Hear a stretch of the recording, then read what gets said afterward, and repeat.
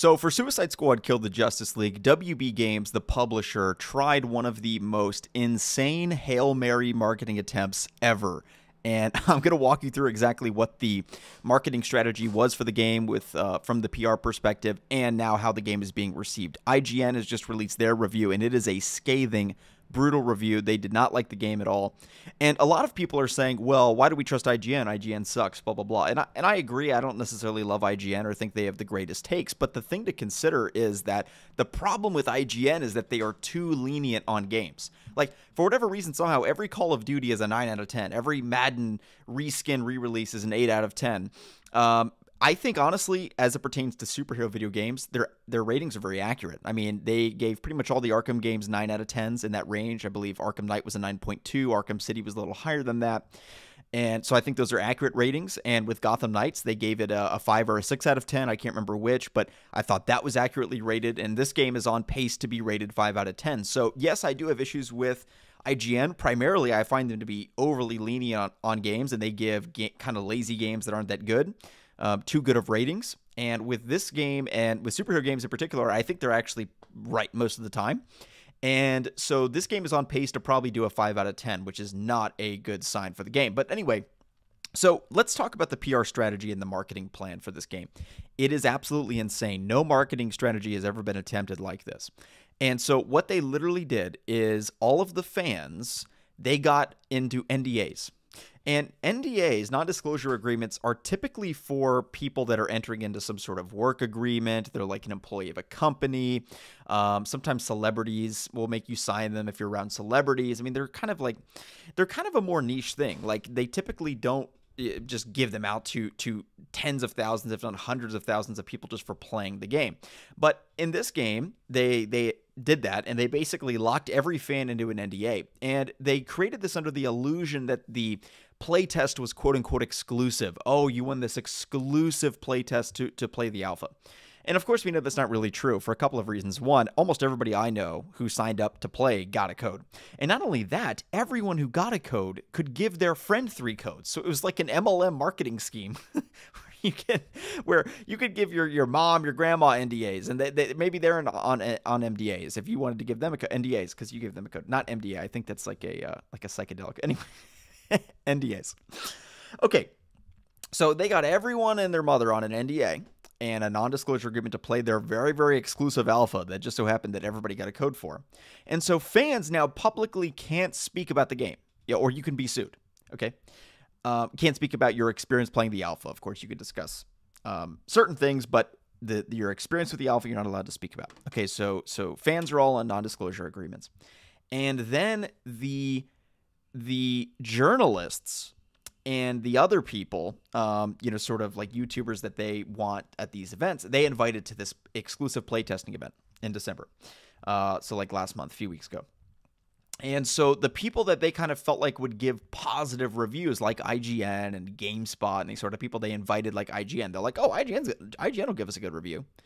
And turns out that they hate the game. And they just absolutely banned it. But isn't this absolutely crazy what they did? Like, they got all of the plebs, i.e. the fans, on NDAs. Okay, so all the fans who maybe on Twitter are going to say negative things, they're all locked in on non-disclosure agreements. They can't say anything without getting sued. But then the elite journo types in LA and New York City or whatever, they're allowed to come play test the game and they can say whatever they want. And they were banking on the fact that those types were going to give them positive reviews. But because they gave them negative reviews, you see how now this whole PR strategy for Suicide Squad has completely backfired because they were absolutely banking on 2 things. One, fans not being able to share their opinion on social media or getting sued. And so that being the first thing. And the second thing, they were banking on IGN giving a positive review, but here we go in terms of IGN and what they said about the game. Unfortunately for Suicide Squad, once the fun story bits end, you're left with a much less inspired combat system and an open world that's filled with tedious tasks. And this is a point that many of us have been concerned about, is that how exactly is this game different from Marvel's Avengers? Marvel's Avengers was a robot killing simulator. It's endless waves of NPC robots that you kill over and over again and shoot with Iron Man, or just hit with Thor's hammer over and over again. And then there's like, oh, there's bigger robots now. Okay, that's exciting. And the game was like mind-numbingly awful and boring after about 12 seconds. And so, with this game, what exactly is the difference? Like, it's endless waves of these Brainiac bots now that you're playing in these open world missions. So, like, think of the annoying Batmobile missions at Arkham Knight and multiply that times 1,000, except, you're shooting like AI. And so, a looter shooter game, I mean, at least add PvP elements. Like, it would at least be interesting if it was almost Arkham Origins multiplayer-esque, where you could play as like the Joker versus Harley Quinn versus Bane and like DLC characters. Okay, that's one thing. But PvE, like the plan is just you beat the story, and then me and my friends are going to get online and just shoot more Brainiac robots endlessly for hours on end to get loot. For what purpose? Like, what is the end goal of getting all of this? Here they say here, in the open world, missions tend to favor many of the tried and true types, which make them feel a bit uninspired. Like, stop me if you've heard this before. You defend a point from waves of enemies that spawn. Sound familiar? Now imagine that every time you defeat a handful of these enemies, you just stand around waiting with nothing to do. This is exactly what happened during one of the core story missions, and the padding feels completely unnecessary. When the next quest started, I stood there while Amanda Waller called my character on comms and bantered with Poison Ivy before sending me back to another one on the top. To save civilians in a flying bus, looking like it's straight out of Fortnite. They say here, after that, we jumped into Chapter 3, where I tried out Shark. What I didn't realize was that Chapter 3 gives you complete build control, and having played on a different class, it took me a bit of our session to get warmed up to the new movement mechanics Shark had compared to Deadshot. If we look back at that provided Flash gameplay, it looks like the player has a good grasp at the movement, but it all comes back to similar core mechanics. So he then says here, I left the preview event less optimistic than when I came in. To give you a taste of what you'll be looking at, there are weapon affections that attach an elemental effect to weapons like Deep Freeze.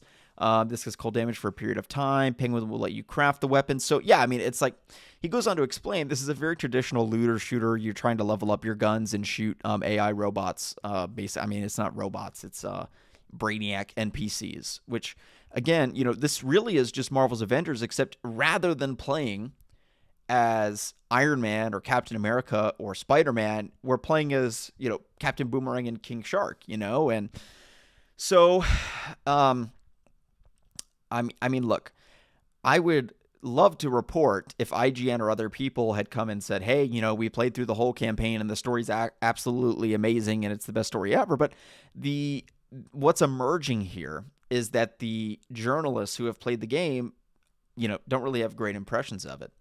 And so, I mean, look, it is what it is, but I'm not exactly surprised because, what did you expect? Yes, IGN has been a fan of Rocksteady. They've given all of the Batman Arkham games 9 out of 10s consistently.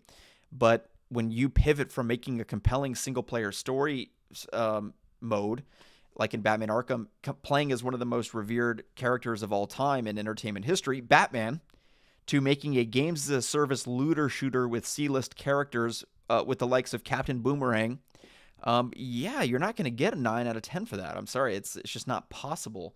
And so I guess I don't really know exactly what they were expecting, and I'm amazed that Rocksteady and their PR team had some sort of assumption that they could kind of like entice positive reviews from IGN.